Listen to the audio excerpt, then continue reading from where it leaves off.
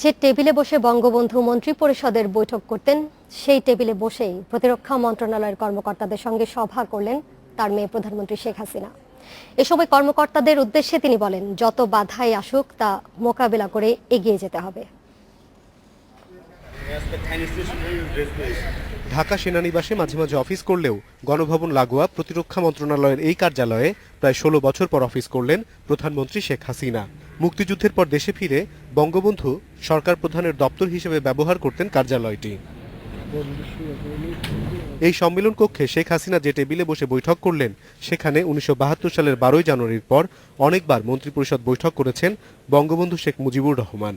বৈঠকের শুরুতেই প্রতিরক্ষা সচিব হাবিবুল আওয়াল প্রধানমন্ত্রীকে সেই ইতিহাস মনে করিয়ে দেন।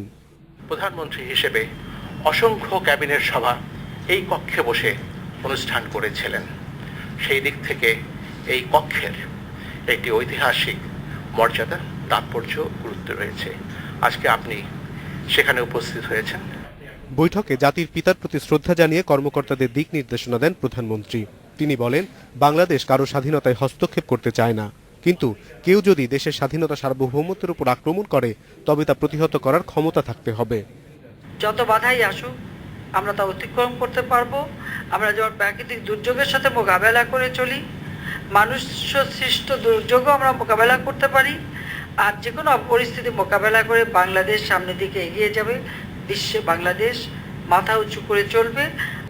সম্মেলন কক্ষে যে চেয়ারগুলোতে প্রতিরক্ষা মন্ত্রণালয়ের কর্মকর্তা সহ ওই মন্ত্রণালয়ের অধীন সশস্ত্র বাহিনী, স্পারসো, জরিপ অধিদপ্তর এবং আবহাওয়া অধিদপ্তরের কর্মকর্তারা বসেছেন, সে চেয়ারগুলোতে বসতেন বঙ্গবন্ধু সরকারের মন্ত্রীরা। 2021 সালের মধ্যে বাংলাদেশকে অনিমেষ কর, ইন্ডিপেন্ডেন্ট নিউজ, ঢাকা।